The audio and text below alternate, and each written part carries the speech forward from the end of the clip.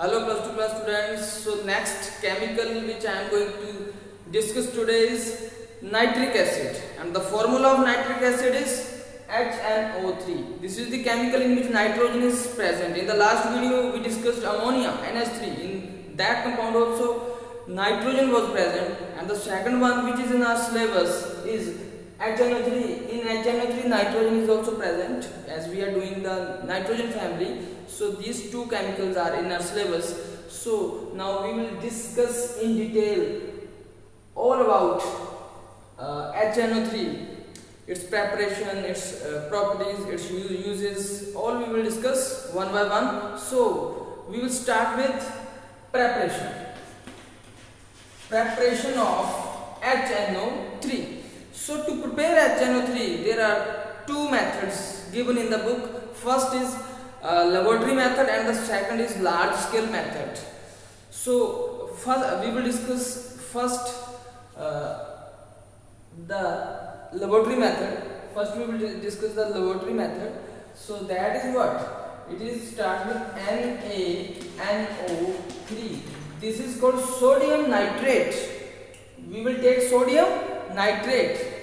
We will add sulfuric acid in H2SO4.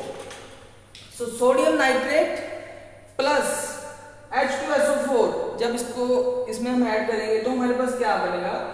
तो ये एक तो है NO3, यहाँ लिख लिया हमने NO3, और यहाँ कितने H है? 2, तो एक H यहाँ लग गया, ये बन गया HNO3, ये बन गया हमारा नाइट्रिक एसिड जो बनाना था। बचा क्या?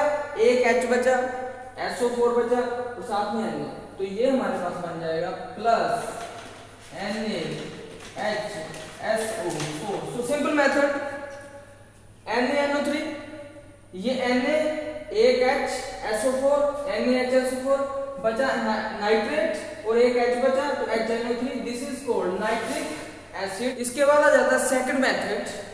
The second method is industrial scale method. So the industrial scale method, second method, actually in second method there are 3 steps. The first step is, in first step NH3 plus O2 is equal to, ये बन जाता है हमारे पास NO plus H2O.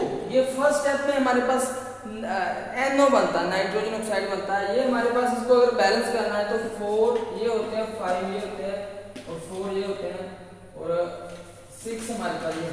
तो इसको balance भी कर सकते हो, लेकिन मेन पर्पस होता है कि यहाँ NH3 है और क्या है हमारे पास 5O2 है, तो यहाँ से N आएगा, यहाँ से ऑक्सीजन आएगा, NO भी बन जाएगा और बाकी जो हाइड्रोजन और ऑक्सीजन बचेंगे उससे H2O बन जाएगा। बैलेंस केमिकल इक्वेशन लिखी है। इसमें मेन पर्पस है कि हमने NO बनाना है। यहाँ फर्स्ट स्टेप में क्या करते हैं, हम नाइट्रोजन ऑक्साइड बनाते हैं। In first step we prepare nitrogen oxide, and in the second step ये जो नाइट्रोजन ऑक्साइड हमने बना लिया है, इसमें डालेंगे हम ऑक्सीजन। NO गैस में हमने ऑक्सीजन गैस डाल दी है, ये बन जाएगा NO2। इसको आप ऐसे भी लिख सकते हो, ये 2 ले लो, यहाँ भी 2 बन जाएंगे, ये NO2 बन जाएगा। तो दूसरे स्टेप, पहले में NO बनाया, दूसरे में हमने क्या बनाया? NO2। एक बार हमारे पास NO2 बन गया तो तीसरा स्टेप यहाँ से शुरू हो जाता है NO2। NO2 में हमने क्या डालना है बच्चों? NO2 में हमने डालना है H2O। जब NO2 में H2O डालेंगे तब हमारे पास 2 चीजें बन जाएंगी। एक बन जाएगा HNO3 प्लस हमारे पास बन जाएगा NO। तो HNO3 प्लस NO इसमें हमारा जो है प्रिपेयर हो जाएगा। तो इसको अगर बैलेंस करेंगे, ये 3 है तो यहाँ पे क्या है? 2 है। तो बैलेंस केमिकल इक्वेशन इसकी ये बनेगी। तो ये 3 स्टेप है। पहले स्टेप में हमने क्या किया? NO बनाया, दूसरे स्टेप में NO2 बनाया, तीसरे स्टेप में NO2 प्लस H2O करके हमने HNO3 और NO बनाया। ये बैलेंस केमिकल इक्वेशन लिखी है मैंने। तो these are the 2 methods to prepare HNO3, which is a very important chemical in chemistry, in laboratory. It is a very important chemical. So after this preparation there are properties of HNO3.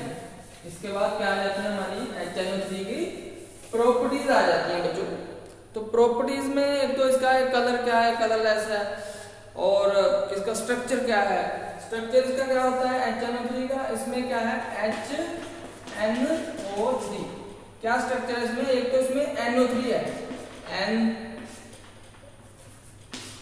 एक हो, दूसरा हो, तीसरा हो, यहाँ HNO3, ये NO3 को लिख लिया हमने NO3, और साथ में क्या हमारे पास यहाँ H है।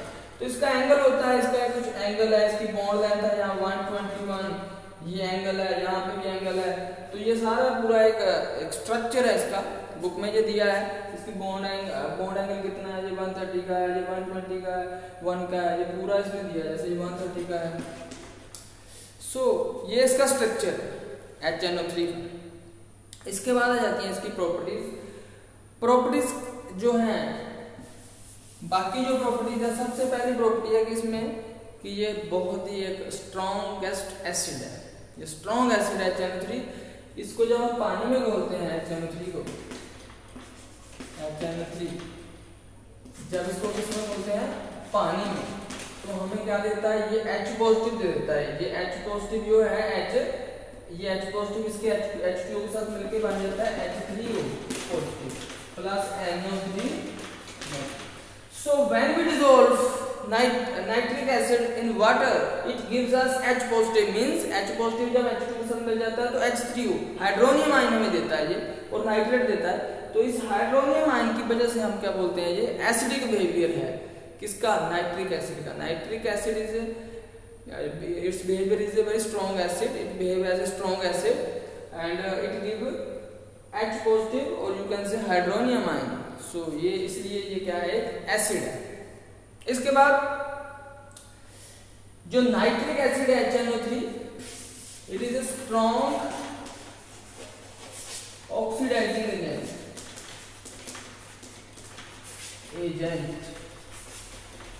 जो नाइट्रिक एसिड है ये क्या है बच्चों, एक स्ट्रॉन्ग ऑक्सीडाइजिंग एजेंट है।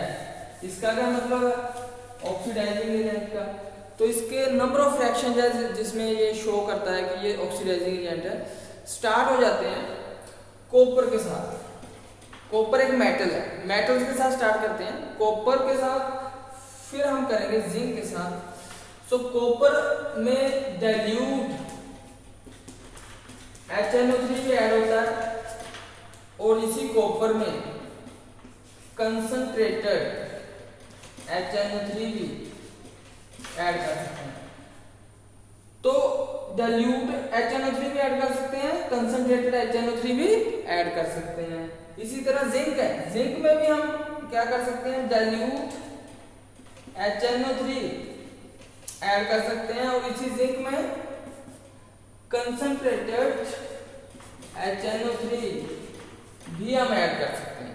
सो दो तरह के HNO3 है, डाइल्यूट एंड कंसंट्रेटेड। कॉपर में भी दोनों ऐड कर सकते हैं। जो 4 रिएक्शंस हमारे बन जाते हैं। इसमें जो ऑक्सीडाइजिंग एजेंट का काम करता है वो कैसे बनता है मैं बताऊंगा। इनको याद रखने का एक ही तरीका है कि ये जो कॉपर इसके साथ रिएक्ट करेगा, चाहे कॉपर कंसंट्रेटेड के साथ करेगा, चाहे जिंक इनके साथ करेगा, इनमें एक कंपाउंड है वो फिक्स है इनमें बनना। वो क्या है, जैसे ये कॉपर है तो ये बनेगा copper NO3 twice, copper nitrate बनेगा। ये कॉपर है, यहाँ भी कॉपर नाइट्रेट तो बनेगा ही बनेगा। ये जिंक के साथ कर रहा है तो जिंक नाइट्रेट तो बनेगा यहाँ पे NO3 ट्वाइस। ये भी जिंक के साथ कर रहा है तो जिंक नाइट्रेट यहाँ भी बनेगा। तो ये एक तो जो प्रोडक्ट है, 3 प्रोडक्ट में से एक प्रोडक्ट तो सभी में सेम है, और दूसरा जो प्रोडक्ट सेम है वो है वाटर। H2O इसके साथ भी बनेगा, H2O इसके साथ भी बनेगा, और जो H2O है वो सभी के साथ बनेगा H2O। ये आपने याद रखना कि 2 प्रोडक्ट है वो सेम है, चाहे वो कॉपर के साथ है, चाहे जिंक के साथ है, चाहे वो HNO3 के साथ, डाइल्यूट के साथ है, चाहे कंसंट्रेटेड के साथ है। इनमें एक तो ये नाइट्रेट बनेंगे और दूसरा जो वाटर सभी में बनेगा। और तीसरी चीज है वो थोड़ी वेरी करती है कि जो पहला केस है डाइल्यूट HNO3 के साथ कॉपर का होता है, तब यहाँ पे NO बनता है। क्या बनता है यहाँ पे NO। और दूसरा है जब कंसंट्रेटेड डालते हैं तब यहाँ पे क्या बनता है NO की जगह NO2 बनता है। और इसके बाद जब जिंक डालते हैं इसमें तब यहाँ जो बनता है वो बनता है N2O। और जब हम कंसंट्रेटेड HNO2 डालते हैं तो पहले जैसे कंसंट्रेटेड HNO2 डालने से NO2 बनता है, इसमें भी क्या बनता है NO2। तो ये 4 रिएक्शन है, पेपर में पूछे जाते हैं, एग्जाम में आते हैं। तो इसमें आपको क्लियर होना चाहिए कि ये जो प्रोडक्ट है कैसे बन रहे हैं, इनको कैसे याद करना है कि चारों रिएक्शन में जो सेम है कि नाइट्रेट बन रहे हैं, कॉपर है तो कॉपर नाइट्रेट, जिंक है तो जिंक नाइट्रेट, वाटर है वो बनेगा ही बनेगा। साथ में सेंटर में है जो वेरी करता है वो है डाइल्यूट HNO3 के साथ NO, कंसंट्रेट के साथ NO2, डाइल्यूट के साथ N2O, कंसंट्रेट के साथ NO2। तो ये जो है इस तरीके से आप रिएक्शन याद कर सकते हो। उसको बैलेंस, ऐसे रिएक्शन आने चाहिए, बैलेंस भी अगर कर सकते हो तो भी अच्छा है। जैसे ये 3 होगा, यहाँ पे क्या होगा 8 होंगे ये मॉलिक्यूल HNO3 के, डाइल्यूट HNO3 के कितने मॉलिक्यूल होंगे, ये 8 होंगे। और इसके बाद है हमारे पास ये 3 है और ये हमारे क्या है 2 है और ये क्या है 4 है। तो ऐसे इसको बैलेंस भी कर सकते हो। इसी तरह से दूसरा है यहाँ 1 होंगे, यहाँ 4 होंगे, यहाँ फिर 1 नहीं है, यहाँ 2 तो ऐसे बैलेंस भी इसको कर सकते हो आप। तो ये 4 रिएक्शंस हैं।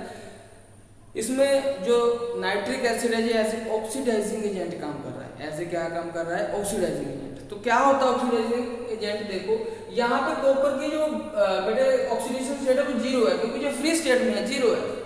लेकिन जब यहाँ पे कॉपर की क्या है 2 पॉजिटिव ऑक्सीडेशन स्टेट, यहाँ कॉपर की क्या है 2 पॉजिटिव। क्यों? क्योंकि नाइट्रेट की होती है -1 और 2 नाइट्रेट मिलकर बन जाएंगे -2। तो कॉपर की कितनी होनी पड़ेगी +2, तभी ये 0 होगा। तो यहाँ कॉपर की +2 है। तो अगर 0 ऑक्सीडेशन स्टेट से कॉपर टू पॉजिटिव जाना हो, अगर कॉपर टू पॉजिटिव जाना हो तो 2 इलेक्ट्रॉन लूज करने पड़ेंगे। तो क्या करने पड़ेंगे, 2 इलेक्ट्रॉन लूज करने पड़ेंगे। कॉपर टू पॉजिटिव जाना तो 2 इलेक्ट्रॉन क्या करने पड़ेंगे, लूज करने पड़ेंगे मतलब ऑक्सीडेशन होगी। तो कॉपर की क्या हो गई ऑक्सीडेशन, कॉपर से कॉपर 2 पॉजिटिव बन गया, मतलब इसने 2 इलेक्ट्रॉन लूज कर दिया, मतलब इसकी ऑक्सीडेशन हो गई। तो किसने कराई ऑक्सीडेशन, HNO3 ने। तो ये एजेंट बन गया ऑक्सीडेशन के लिए, ये ऑक्सीडाइजिंग एजेंट बन गया। तो ये बहुत सारे बच्चों को समझ में नहीं आता कि ऑक्सीडाइजिंग एजेंट इसको क्यों बोल रहे हैं, क्योंकि इसने कॉपर की ऑक्सीडेशन करा दी, कॉपर से कॉपर 2 पॉजिटिव बना दिया। 2 पॉजिटिव कब बनता है, जब इलेक्ट्रॉन लूज होते हैं, और उसी को ऑक्सीडेशन कहते हैं, लॉस ऑफ इलेक्ट्रॉन को। तो ऑक्सीडेशन करा दी कॉपर की किसने, HNO3 ने, इसलिए ये बन गया ऑक्सीडाइजिंग एजेंट। तो इसी तरह से बाकी केस में भी जहां भी कॉपर 2 पॉजिटिव बन गया, जहां जिंक 2 पॉजिटिव बन गया, तो ये ऑक्सीडाइजिंग एजेंट भी काम करता है। इसके बाद जो ऑक्सीडाइजिंग एजेंट के रिएक्शंस हैं वो है हमारे पास डिफरेंट जो हमारे डिफरेंट जो एलिमेंट्स है, केमिकल्स है, उनके साथ रिएक्शन से शो हो जाएगा आपको कि कैसे जो ऑक्सीडाइजिंग एजेंट काम करता है। सबसे पहले है आयोडीन।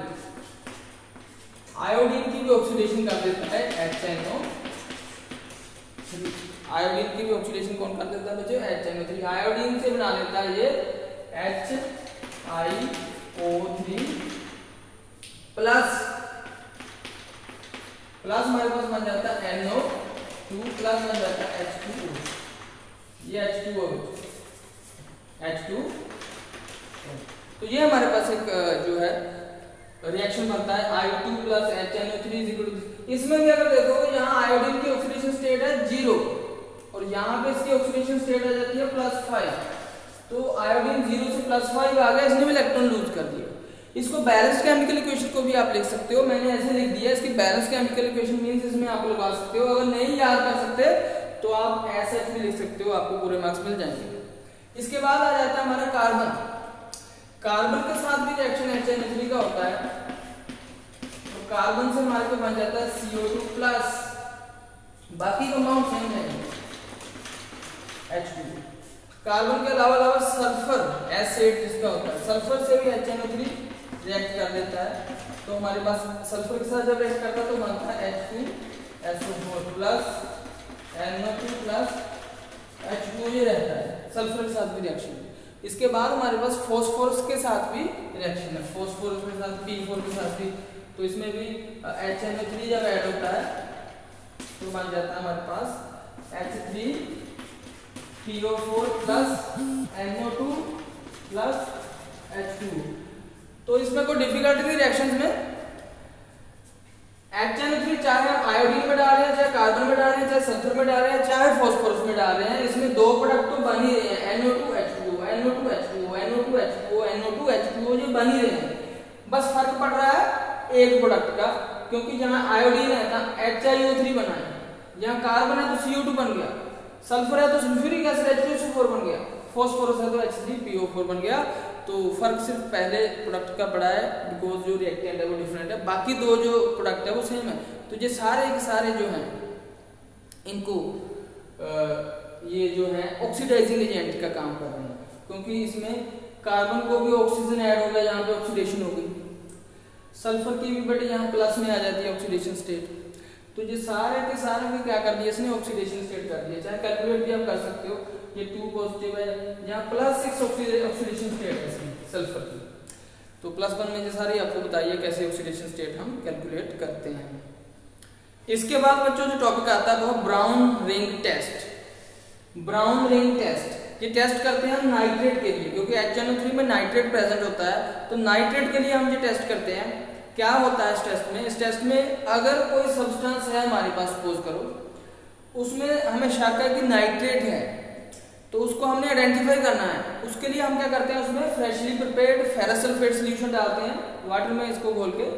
उसके बाद कंसंट्रेटेड H2SO4 उस टेस्ट ट्यूब में हम उसके वॉल्स के ऊपर ड्रॉप वाइज डालते हैं। तो ये तीनों चीजें ऐड करने के बाद उस सॉल्यूशन में अगर तो एक ब्राउन रिंग बन जाए, उस सॉल्यूशन में क्या बन जाए बेटे, ब्राउन रिंग बन जाए, तब तो वो नाइट्रेट है प्रेजेंट, नहीं तो नहीं है। तो उसकी केमिस्ट्री क्या है कि ये जो केमिकल लेते हैं इसके आयनिक इक्वेशन हम लिखेंगे कि पोटेशियम नाइट्रेट में से हमने नाइट्रेट ले लिया कि नाइट्रेट अगर है तो फेरस सल्फेट में से हमने Fe2 पॉजिटिव ले लेना है, और सल्फ्यूरिक एसिड हमें क्या देता है, H पॉजिटिव देता है। तो जब ये तीनों चीजें मिलती हैं तो एक नया सब्सटेंस बनता है, वो बनता है NO। ये बनता है NO यहाँ पे इंपॉर्टेंट है। प्लस हमारे पास क्या बनेगा NO के अलावा, NO के अलावा बनेगा हमारे पास Fe3 पॉजिटिव, 2 मॉलिक्यूल इसके बनेंगे। Fe3 पॉजिटिव के बाद और हमारे पास क्या बनेगा, वाटर H2O, 2 मॉलिक्यूल इसके बनेंगे। तो एक तो रिएक्शन आपने ब्राउन रिंग टेस्ट में ये लिखना है बच्चों कि हमने जो हमने सब्सटेंस जिसकी आइडेंटिफिकेशन कर रही है वहां से नाइट्रेट आएगा, जिसकी आइडेंटिफिकेशन हमने करनी है उससे नाइट्रेट आ जाएगा, फेरस सल्फेट डाला उसमें से Fe2 पॉजिटिव आ जाएगा, एसिड डाला उसमें H पॉजिटिव आ जाएगा, ये रिएक्शन करके NO बना देगा। ये जो NO बना, ये जो Fe2 पॉजिटिव पहले प्रेजेंट था, क्योंकि इसमें वाटर भी है, ये वाटर के साथ एक और सब्सटेंस भी बनाता है, वो होता है FeH2O5, और साथ में यहाँ पे ये H2O6, और ये होता है 2 पॉजिटिव प्लस। तो ये जो Fe2 पॉजिटिव है ये एक और पानी के साथ भी एक कॉम्प्लेक्स बनाता है कि FeH2O6 ये 6 है, और 2 पॉजिटिव यहाँ पे 2 पॉजिटिव होता है। तो ये जो NO यहाँ से बना है बच्चों, तो NO के साथ ये रिएक्शन करके एक नया सब्सटेंस बनाता है, वो क्या बनता है, ये Fe तो है ये H2O कितने हो जाएंगे, यहाँ 6 की जगह 5 हो जाएंगे, एक हमारे पास क्या लग जाएगा, NO लग जाएगा, और ये हमारे पास क्या हो जाएगा, 2 पॉजिटिव। तो ये हमारे पास एक जो नया सब्सटेंस बना प्लस H2O, ये H2O बन जाएगा साथ में। तो ये हमारे पास जो सब्सटेंस बना इसका कलर ब्राउन होता है, जो ब्राउन रिंग बनेगी तो इसकी वजह से बनेगी। सो ब्राउन रिंग बनती है उस टेस्ट ट्यूब में, लेकिन किसकी वजह से बनती है, सब्सटेंस के बनने की वजह से बनती है। तो हमने लेंगे कि जिसको हमने आइडेंटिफाई करना है, जिसमें हमें नाइट्रेट की है डाउट की नाइट्रेट है, तो वो ले लेंगे नाइट्रेट। FeSO4 डालेंगे तो Fe2 पॉजिटिव आ जाएगा, कंसंट्रेटेड H2SO4 डालेंगे वहां से H आ जाएगा पॉजिटिव, तीनों रिएक्ट करेंगे तो NO बना देंगे। ये NO इसी कंपाउंड में इसी रिएक्शन मिक्सचर में एक और कंपाउंड बनता है Fe2 पॉजिटिव और वाटर का, Fe2 पॉजिटिव और वाटर का ये कंपाउंड बनता है, उससे रिएक्शन करके यहाँ पे ब्राउन रिंग बना देता है। तो ये ब्राउन कलर का सब्सटेंस क्या होता है, FeH2O5NO। तो क्वेश्चन भी आ जाता है कि वो ब्राउन रिंग में जो ब्राउन कलर का सब्सटेंस होता है उसका फॉर्मूला क्या है, वो है FeH2O5NO 2 पॉजिटिव। तो ये उसका फॉर्मूला है। तो this is the chemistry of brown ring test.